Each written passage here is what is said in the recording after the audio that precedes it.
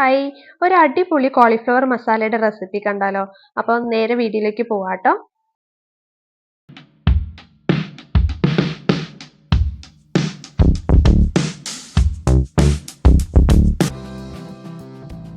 അപ്പോൾ നമ്മുടെ കോളിഫ്ലവർ മസാല ഉണ്ടാക്കാനായിട്ട് ആദ്യം നമ്മളൊരു പാന് വെച്ചിട്ട് ചൂടാക്കി എടുത്തിട്ടുണ്ട്. അതിലേക്ക് ഒരു റിഫൈൻഡ് ഓയിൽ, നമ്മുടെ സൺഫ്ലവർ ഓയിലോ ഏത് റിഫൈൻഡ് ഓയിൽ വേണമെങ്കിലും നിങ്ങൾക്ക് യൂസ് ചെയ്യാം കേട്ടോ. അതിലേക്ക് ഒരു കഷ്ണം പട്ടയും 2 ഗ്രാമ്പും കൂടെ ചേർത്ത് കൊടുത്തിട്ടുണ്ട്. അല്പം ജീരകം, നമ്മുടെ ചെറിയ ജീരകം ഉണ്ടല്ലോ, അതാണ് ഞാനിവിടെ ചേർത്ത് കൊടുത്തിരിക്കുന്നത്. കടുകൊന്നും ചേർക്കുന്നില്ല. അപ്പോൾ ജീരകം നന്നായി ഒന്ന് പൊട്ടി വരുമ്പം നമ്മൾ ഒരു 1.5 ടേബിൾ സ്പൂൺ ഇഞ്ചിയും വെളുത്തുള്ളിയും ചതച്ചെടുത്തതാണ് ഞാൻ ചേർത്ത് കൊടുത്തിരിക്കുന്നത്. പിന്നെ ഒരു പച്ചമുളക് കീറിയതും കൂടെയാണ് ഇട്ട് കൊടുത്തിരിക്കുന്നത്. ഇഞ്ചിയുടെയും വെളുത്തുള്ളിയുടെയും ആ പച്ചമണം ഒന്ന് മാറുന്നത് വരെ നന്നായി ഒന്ന് വഴറ്റിയെടുക്കുക. അതിലേക്ക് ഒരു 2 സവോള നീളത്തിലരിഞ്ഞത്, വലിയ സവോള ആണെങ്കിൽ 1.5 ചേർത്താൽ മതി കേട്ടോ. ഞാനിവിടെ ചെറിയ സവോള ആയതുകൊണ്ട് 2 എടുത്തിട്ടുണ്ട്. നന്നായിട്ട് വഴറ്റിയെടുക്കുക. സവോളയുടെ വെള്ളമൊക്കെ വറ്റിയതിന് ശേഷം അതിലേക്ക് നമുക്ക് ഉപ്പ് ചേർത്ത് കൊടുക്കാം. ഒരു ടീസ്പൂൺ ഉപ്പ് മാത്രം ഇപ്പം ചേർത്താൽ മതി. അപ്പോൾ ഉപ്പ് ചേർത്ത് നന്നായി വഴറ്റിയെടുത്തതിന് ശേഷം 1 ടീസ്പൂണോളം മല്ലിയില അരിഞ്ഞു വെച്ചത് ഞാൻ ചേർത്തിട്ടുണ്ട്. അല്പം മാത്രമേ ഇപ്പം ചേർക്കുന്നുള്ളൂ. ബാക്കി നമുക്ക് കറിയുടെ അവസാന ഘട്ടത്തിൽ മാത്രം ചേർത്താൽ മതി കേട്ടോ.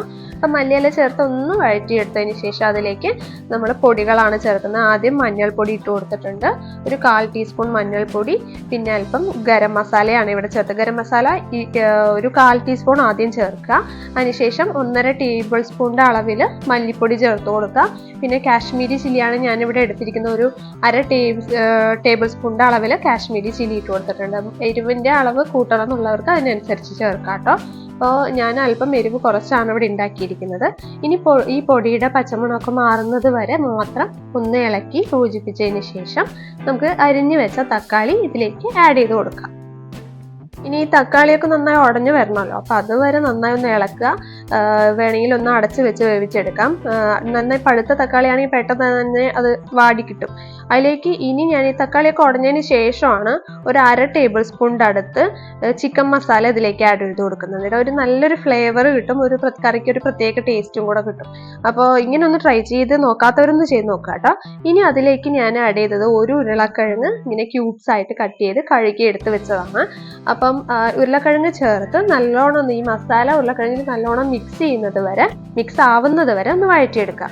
അതിനുശേഷം ഒരു 1/2 ഗ്ലാസ് വെള്ളം ഞാൻ അതിലേക്ക് ഒഴിച്ചു കൊടുക്കുന്നുണ്ട്. അപ്പോൾ നമ്മുടെ ഉരുളക്കിഴങ്ങിൻ്റെ വേവ് അനുസരിച്ചുണ്ടാവും കേട്ടോ. ചില ഉരുളക്കിഴങ്ങ് പെട്ടെന്ന് വെന്ത് കിട്ടും, അപ്പോൾ അല്പം ചേർത്താൽ മതിയാവും. ഇനി നന്നായി ഒന്ന് മിക്സ് ചെയ്തതിന് ശേഷം ഇന്ന് അടച്ച് വെച്ച് വേവിക്കുന്നതായിരിക്കും കുറച്ചുകൂടെ ബെറ്റർ. അപ്പം ഞാൻ നന്നായി ഒന്ന് ഒരു അടപ്പ് വെച്ച് അടച്ചെടുത്തിട്ടുണ്ട്.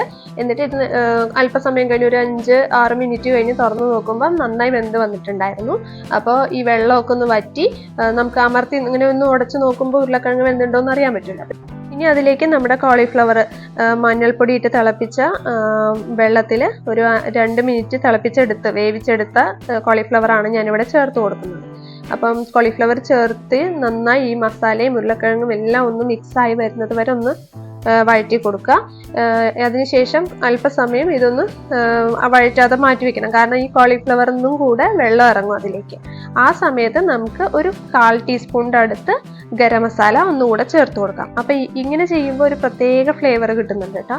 ഇനി വേറൊന്നും ചെയ്യാനില്ല. ഈ കറി ഒന്ന് സെറ്റ് ആവുന്നത് വരെ ഇതുപോലെ, അതായത് ആ വെള്ളം എക്സസ് ആയിട്ടുള്ള വെള്ളമൊക്കെ ഒന്ന് വറ്റി പോകുന്നത് വരെ മാത്രം ഇളക്കി അവസാന ഘട്ടത്തിൽ തീ ഓഫ് ചെയ്തതിന് ശേഷം നമുക്ക് മല്ലിയില കൂടെ ചേർക്കാം. അപ്പോൾ വീഡിയോ ഇത്രയേ ഉള്ളൂ. അപ്പോൾ ഈ കറി നല്ല ഗീ റൈസിൻ്റെ കൂടെയോ ചപ്പാത്തിയുടെ കൂടെയോ അല്ലെങ്കിൽ സാധാ ചോറിൻ്റെ കൂടെയൊക്കെ നല്ല അടിപൊളിയാണ്. അപ്പോൾ ഒന്ന് ട്രൈ ചെയ്ത് നോക്കുക. വീഡിയോ ഇഷ്ടമായവർ ലൈക്ക് ചെയ്യാൻ മറക്കരുത്. സബ്സ്ക്രൈബ് ചെയ്യാതെ കാണുന്നവരൊന്ന് സബ്സ്ക്രൈബ് ചെയ്ത് സപ്പോർട്ട് ചെയ്യുക. നിങ്ങളുടെ അഭിപ്രായങ്ങൾ കമൻറ്റിലൂടെ അറിയിക്കുക. താങ്ക്